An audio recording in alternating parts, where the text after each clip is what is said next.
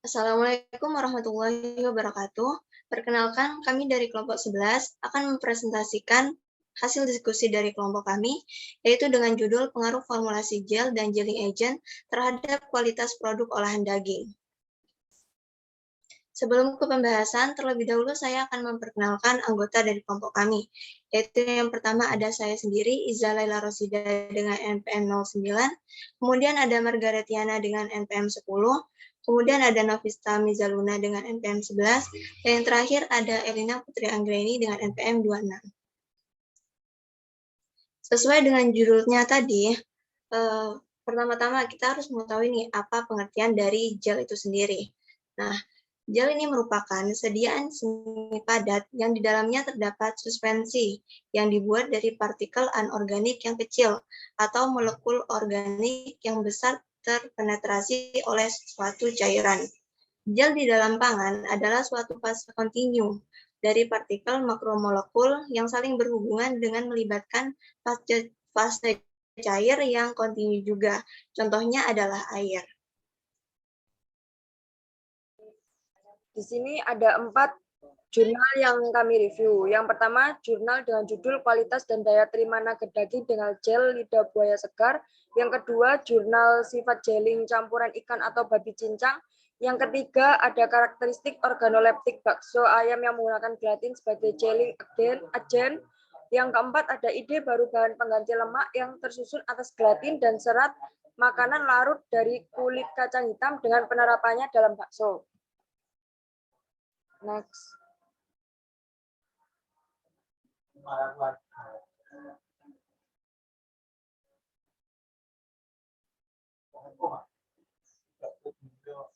Yang pertama ada review jurnal 1 yaitu kualitas dan daya terima nugget daging dengan gel lidah buaya segar.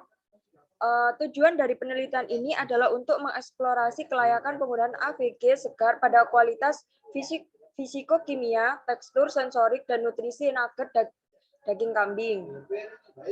Next. Dapat dilihat dari tabel hasil, kandungan air, lemak, protein, dan abu dari emulsi daging dan nugget yang dimasak yang mengandung konsentrasi AVG yang berbeda. Kadar air yang lebih tinggi dalam emulsi dan nugget mungkin karena kadar air gel yang tinggi. Penggunaan gel lidah buaya segar secara signifikan menurunkan nilai pH emulsi dan nugget daging kambing pada level 2,5% dan 5%.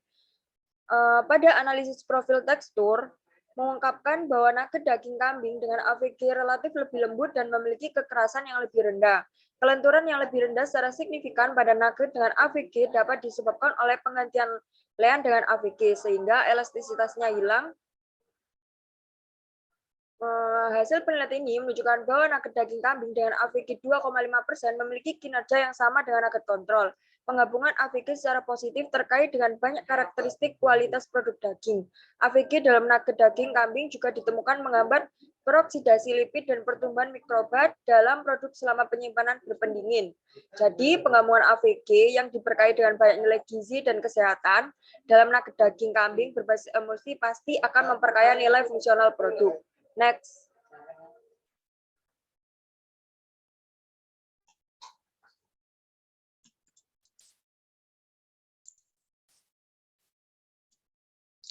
Nah, untuk review jurnal yang kedua yaitu dengan judul Sifat Gelling Campuran Ikan atau Babi Cincang.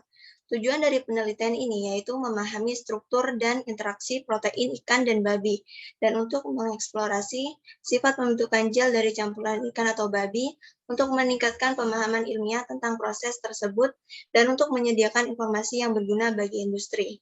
Nah, metode dari penelitian ini yaitu yang pertama, ikan hidup dibunuh dengan trauma, benda tumpul di kepala, sisik, dikupas, dibuang tulangnya dengan tangan, dan dicuci. Kemudian otot punggung, ikan segar, logisimus, dorsi babi, dicuci dan dihomogenkan. Kemudian dilakukan pengukuran reologi dinamis dilakukan pada reometer. Struktur mikrogel diamati dengan menggunakan SEM. Hasil dari penelitian ini yaitu pada gel campuran ikan atau babi lebih kaku daripada gel ikan. Kekuatan putus meningkat secara signifikan dengan peningkatannya dengan daging babi dari 40% menjadi 70%. Pencampuran ikan dan babi pada perbandingan 3:7 memperkuat jaringan gel, ditunjukkan oleh J tertinggi, R dan GR nilai-nilai.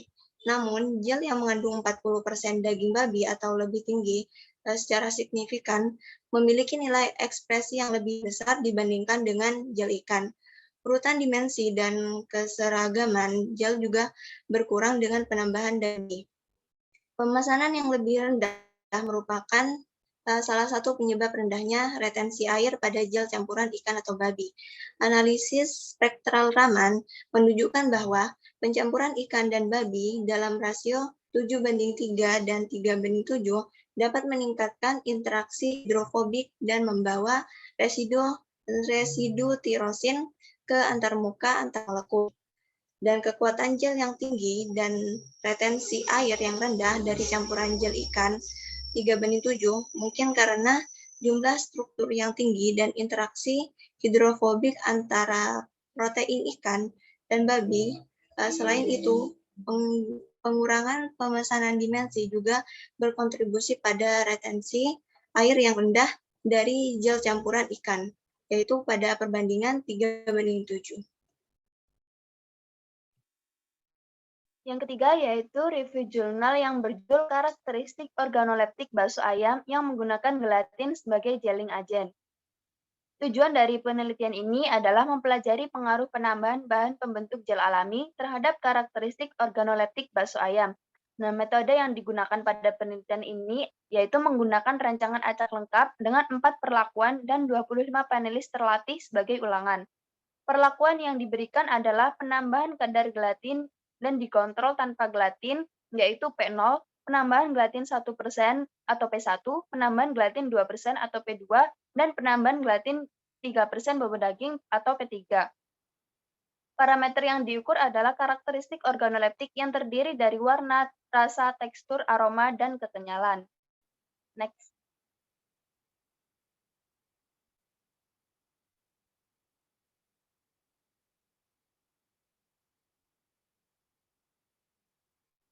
Nah, berikut merupakan tabel hasil rata-rata skor hedonik warna, aroma, rasa, tekstur, dan kekenyalan bakso ayam dengan penambahan gelatin sebagai pembentuk gel. Nah, pada tabel tersebut dapat dilihat bahwa hasil skor hedonik pada tabel tersebut menunjukkan rata-rata bernilai 3, yang berarti bahwa tingkat kesukaan panelis terhadap warna, aroma, rasa, tekstur, maupun kekenyalan bakso ayam berada pada kisaran cukup suka. Nah, berdasarkan hasil analisis pada tabel menunjukkan bahwa penambahan gelatin hingga 3% ternyata tidak berpengaruh nyata terhadap sifat organoleptik warna, rasa, aroma, tekstur, dan elastisitas bakso ayam. Dosis gelatin hingga 3% masih kurang dan perlu ditambah untuk memberikan sensasi kenyal yang lebih baik. Jika semakin banyak gelatin, maka semakin banyak matriks gelatin dan serat gelatin yang terbentuk, sehingga ikatan antar serat gelatin pengikat menjadi sangat kuat dan menyebabkan tekstur menjadi lebih kuat. Gelatin yang digunakan tidak memiliki aroma yang khas dan tajam, sehingga gelatin tidak mempengaruhi aroma bakso ayam. Selain itu, aroma bakso juga dipengaruhi oleh aroma daging, bahan pengisi, dan bumbu yang digunakan. Penggunaan pengental gelatin tidak berpengaruh terhadap rasa, karena pada dasarnya gelatin memiliki rasa yang hambar. Selain itu, faktor yang mempengaruhi cita rasa bakso ayam adalah persentase daging, bahan pengisi, dan bumbu. Next. Baik, kita beralih ke jurnal keempat dengan judul Ide Baru Bahan Pengganti Lemak yang tersusun atas gelatin dan serat makanan larut dari kulit kacang hitam dengan penerapannya dalam bakso. Nah, permasalahan atau latar belakang yang mendasari jurnal ini adalah penggunaan lemak pada pembuatan bakso dapat meningkatkan risiko penyakit karena lemak yang digunakan adalah lemak jenuh.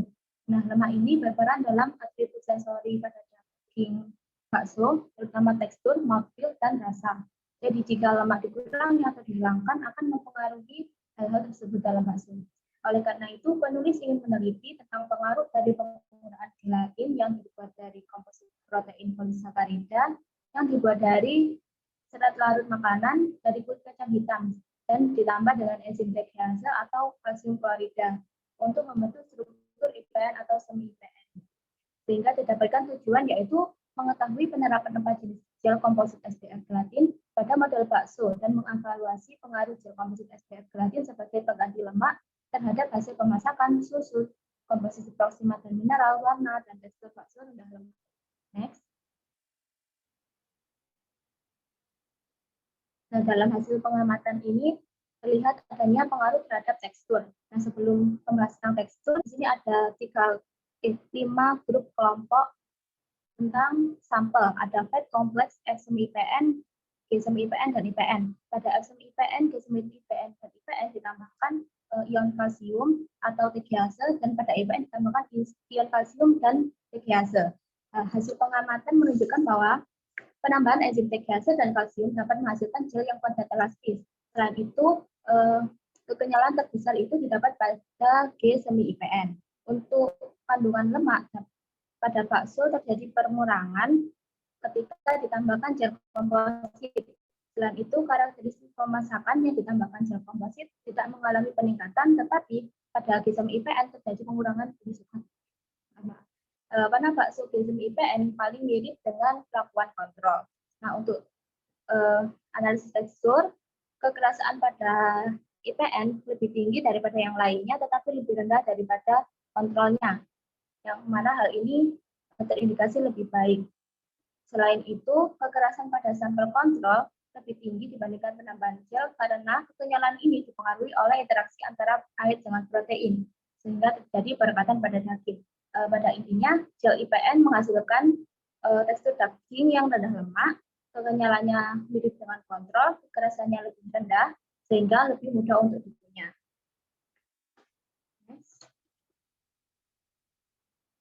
Nah, sekian presentasi yang dapat kami sampaikan. Untuk kesimpulannya, secara umum, penambahan gel yang terformulasi pada olahan produk daging dapat meningkatkan kualitas dari produk daging, dan pengaruhnya juga tidak terlalu signifikan. Selain itu, produk daging menjadi lebih sehat dengan penambahan gel yang sudah terformulasi.